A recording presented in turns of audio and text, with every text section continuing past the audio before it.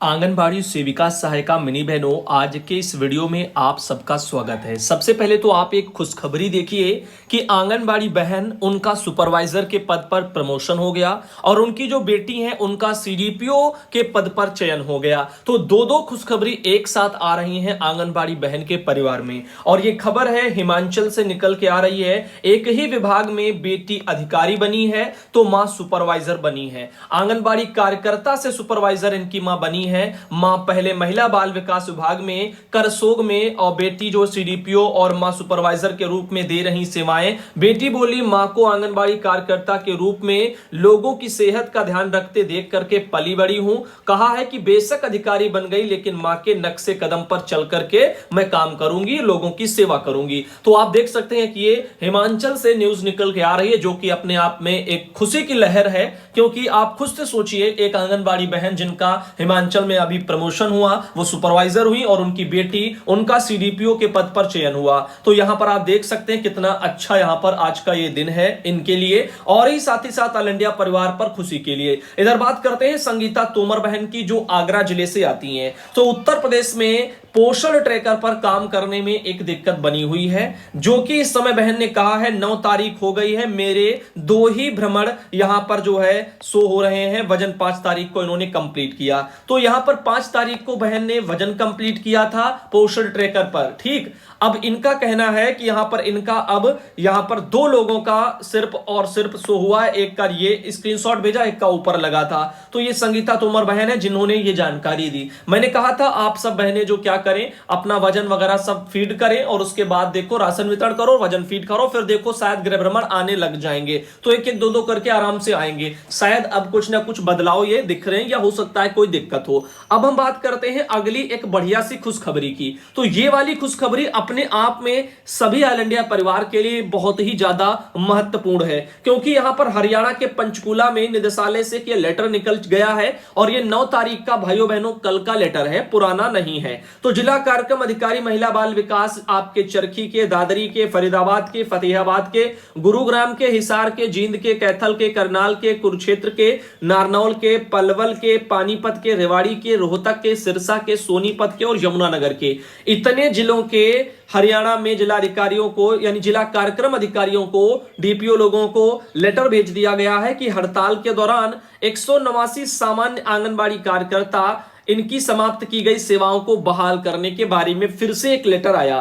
पहले देखो आपको पता है 421 बहनों की सेवा समाप्ति हुई थी, जिनमें से 217 विधवा तलाकशुदा व सामान्य कार्यकर्ता के रूप में उन सबको जो है बहाल किया जा चुका था। उसके उपरांत विभाग द्वारा 189 सामान्य कार्यकर्ताओं को जो है उनकी भी सेवा समाप्ति के मामले में जो है यहाँ पर विचार किया है और उनकी भी सेवा को बहाल किया जा रहा है। तो ऐसे में उनको भी उसी स्थान पर ड्यूटी में लगाया जाए। तो पहले आपने देखा 217, फिर 189, इतनी बहनें वहां पर बहाल हो गई हैं। इतनी बहनों के बहाली के लेटर आ गए हैं, जहां पर जिनकी तैनातियां थी वो वहीं पर अपना ज्वाइन करेंगी। इस हिसाब से आप देख सकते हो 189 टोटल बहनों की लिस्ट अभी कल 9 तारीख को और जारी हो गई, जो कि एक ये खुशी की लहर है ऑल इंडिया परिवार के साथ साथ हरियाणा की समस्त बहनों के लिए जिनका भी नौकरी गया था।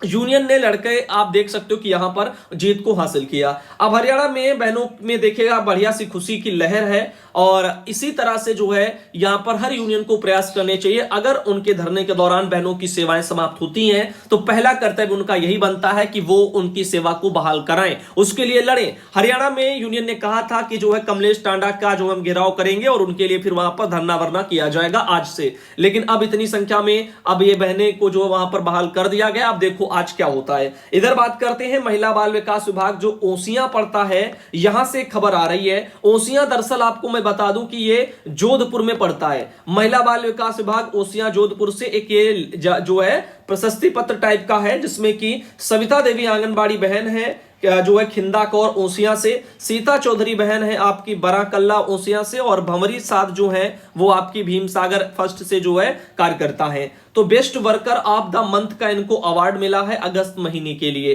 तो आप देखिएगा फर्स्ट सेकंड थर्ड ऐसे करके बहनों को यहां पर सम्मानित किया गया। तो ये है आपकी ओसियां जोधपुर से best worker of the month इनको अवार्ड मिला। उत्कृष्ट कार्य करने का इनको बहुत बहुत साधुवाद। विभाग आपके उज्जवल भविष्य की कामना करता है। और यहां पर ये राम जो है ये कौन है आपके बाल विकास परियोजना अधिकारी ओसिया के रावत राम चौधरी दरअसल हैं और उनके स्तर से किए जारी है। अब चलते हैं आगे, आपको अन्य जानकारियों से रूबरू करवाते हैं। बिहार के गोपालगंज समाहरणालय से एक लेटर जारी हुआ, जैसा कि आप यहां पर देख सकते हो, और लेटर को जिला प्रोग्राम पदाधिकारी गोपालगंज ने बाल विकास परियोजना पदाधिकारी जो गोपालगंज के हैं उनको भेजा है।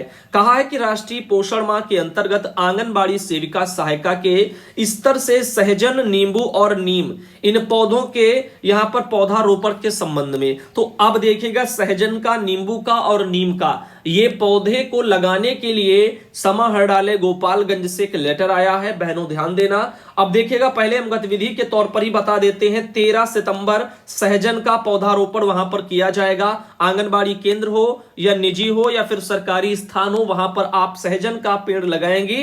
13 सितंबर को सेविका और सहायिका मिलकर लगाएंगी। गतिविधि एवं पौधे की उत्तरजीविता करने वाली जो कर्मी है वो आंगनबाड़ी और सहायिका है। 14 सितंबर को नींबू का पौधारोपण होगा। आंगनबाड़ी केंद्र पर, निजी पर या फिर सरकारी स्थान जहां जमीन मिले वहां करो। सेविका सहायिका यहां पर इसको लगाएंगी और 15 सितंबर को फिर नीम का पौधा लगाया जाएगा। आंगनबाड़ी केंद्र या निजी स्थान या सरकारी स्थान, सेविका सहायिका इसमें भी इनको लगाएंगी। तो आंगनबाड़ी बहनों, 13 तारीख को सहजन का पौधा, 14 तारीख को नींबू का पौधा और 15 तारीख को नीम का पौधा, ये आपको लगाने हैं। कहां लगाने हैं वो मैंने आपको बता दिया, बिहार के गोपालगंज में इसका ऑर्डर आया।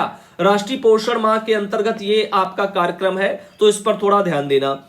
इनका कहना है कि प्रासंगिक पत्र के माध्यम से इस संबंध में विस्तृत दिशा निर्देश भी आपको उपलब्ध कराया गया। इस क्रम में कहना है कि सहजन, मुनगा या फिर सुरजना कुपोषण दूर करने से एक महत्वपूर्ण उसका पौधा है, और अफ्रीकन वगैरह अफ्रीकन उन्होंने लिखा हुआ है देशों में इस जो यहाँ पर इसे माताओं का सबसे अच्छा दोस्त, और पश्चिमी देशों में इसे न्यूट्रिशियन डायनामाइट के नाम से जाना जाता है। 100 ग्राम सहजन की पत्ती में दही से 9 गुना ज्यादा प्रोटीन और संतरे से 7 गुना ज्यादा विटामिन सी, गाजर से 4 गुना ज्यादा विटामिन ए, केले से 15 गुना ज्यादा पोटेशियम, पालक से 25 गुना ज्यादा आयरन और दूध से 17 गुना ज्यादा कैल्शियम पाया जाता है। दूसरी तरफ नींबू को विटामिन सी का महत्वपूर्ण स्रोत माना जाता है एवं डायरिया रोग में भी लाभदायक सिद्ध होता है, तथा साथ ही नीम का पेड़ हमारे स्वास्थ्य के लिए अत्यंत महत्वपूर्ण है। इसीलिए आप सबको इन चीजों पर ध्यान देना है। आंगनबाड़ी बहनें, सहायिका बहनें, ये अपने स्तर से सहजन, नींबू और नीम का पौधारोपण इनके स्तर से किया जाना है। तो एक ही आया। अब एक बात ये जो है जरूर ध्यान देनी चाहिए, आंगनबाड़ी बहनें नींबू का पौधा कहां से लाएंगी? क्या वो पैसे खर्च करके बाजार से अपने जेब से खरीद कर लाएंगी? क्या वो इसी तरीके से नीम का तो इधर उधर मिल जाएगा, लगा देंगी, ठीक, बाकी सहजन का हो गया और इसका हो गया नींबू का, तो ये लगाने के लिए बहनों की जेब से पैसे खर्च करने पड़ेंगे।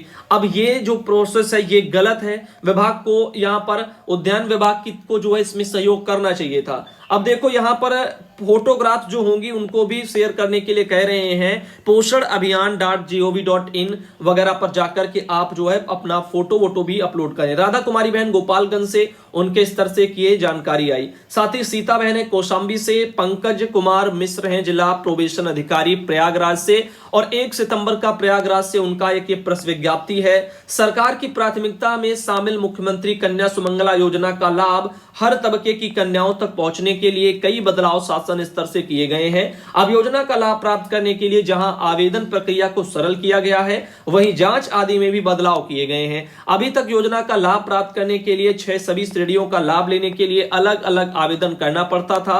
अब एक ही बार आवेदन करना होगा और स्वचालित सिस्टम के माध्यम से आगे उसको बढ़ाया जाएगा। इसके बारे में आपको याद होगा, ऑल इंडिया ने पहले ही बात कर रखी है और सब कुछ आपको बता रखा है कि ये बार बार आपको ये हर जो है स्टेज के लिए, हर श्रेणी के लिए आवेदन नहीं करने हैं। कन्या सुमंगला योजना में राष्ट्रीयकृत बैंक में होना इसमें अनिवार्य था, लेकिन अब क्षेत्र ग्रामीण बैंक, डाकघर, इनमें भी खाता मान्य हो गया है। पहले आवेदन को 10 रुपए का स्टाम्प पत्र शपथ पत्र में देना होता है। इस तरह से देखो ये सारी चीजें मैंने आपको पहले से बता रखी हैं। उम्मीद है आप सबने वीडियो देखे होंगे, आपको पता होगा। संगीता बहन को बहुत बहुत धन्यवाद। साथ ही दोस्तों, सोशल मीडिया पर फर्रुखाबाद जिले से भी एक आर्टिकल वायरल हो रहा है। आंगनबाड़ी केंद्र का निरीक्षण करते जिला कार्यक्रम अधिकारी जी दिख रहे हैं। मोटी हेडलाइन में लिखा है, निरीक्षण में सीडीपीओ मिली नदारद, इस तरीके से आप देख सकते हो। और नीचे लिखा है कि जिला कार्यक्रम अधिकारी भारत प्रसाद ने बुधवार को नवाबगंज के बाल विकास परियोजना कार्यालय का निरीक्षण किया तो उन्हें सीडीपीओ, मुख्य सेविका और लिपिक ये वहां पर गैर हाजिर मिले। साथ ही देख सकते हैं डीपीओ 10:35 पर जो है सीडीपीओ कार्यालय पहुंचे। यहां सीडीपीओ मानवेंद्र सिंह, मुख्य सेविका अवधेश कुमारी, लिपिक घनश्याम हाजिर नहीं थे। निरीक्षण के दौरान ही लिपिक घनश्याम कार्यालय पहुंचे।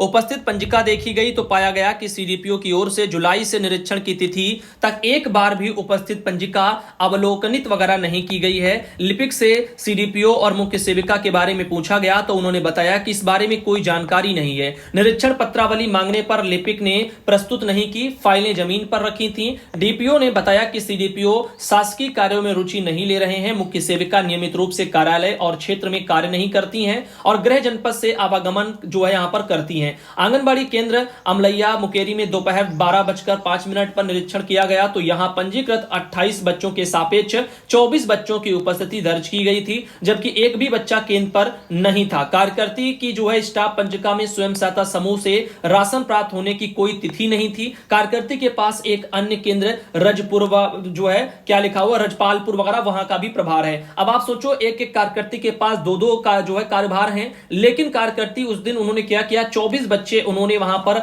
उनकी अटेंडेंस लगाई। इनके टोटल बच्चे हैं 28, जिनमें से 24 उन्होंने क्या किया, उपस्थित दर्ज दिखाए। अब जबकि जब निरीक्षण करने के लिए अधिकारी पहुंचे तो वहां पर एक भी बच्चा मौजूद नहीं मिला। अब आप देख सकते हैं किस तरीके से ये चीजें हो रही हैं। तो इस तरीके से ये मामले सामने देखने को मिल रहे हैं। तो आप लोगों से यही कहना है कि फर्जी आंकड़ों के चक्कर में कभी मत पड़िए। जो बच्चे आए उन्हीं की संख्या दीजिए, उतने ही लाभार्थी आप वहां पर शो करें। फर्जी का करेंगी तो चेकिंग होगी तो आप पकड़ी जाएंगी, फिर दूध का दूध पानी का पानी ऑटोमेटिक हो जाएगा। तो इस तरह से और बच्चों को वहां पर अगर आप पढ़ाएंगे, ठीक तरीके से एक्टिविटी कराएंगी बहनें, तो वहां पर बच्चे भी थोड़े थोड़े आएंगे। अब कुछ उनको अच्छा लगेगा, वहां खेलेंगे कूदेंगे तभी आएंगे। अब कुछ नहीं होगा तो फिर ऐसे ही जो है यहां पर चीजें होती रहेंगी और ऐसे ही कमियां देखने को आपको मिलती रहेंगी। फिलहाल के लिए ये है सुशीला बहन गाजीपुर से, इन्होंने अपने वहां पोषण वाटिका बनाई है, जिसमें से वहां से उन्होंने एक फोटो भेजी है। और एक ये बहन है विजयलक्ष्मी हरदोई से आती हैं, और ये है हबीबुन्निसा रायबरेली से आती हैं। इनके अलावा सुनीता आजमगढ़ से आती हैं, और ये है सुमन देवी फतेहपुर से आती हैं। ये है शिववती सीतापुर से आती हैं, और ये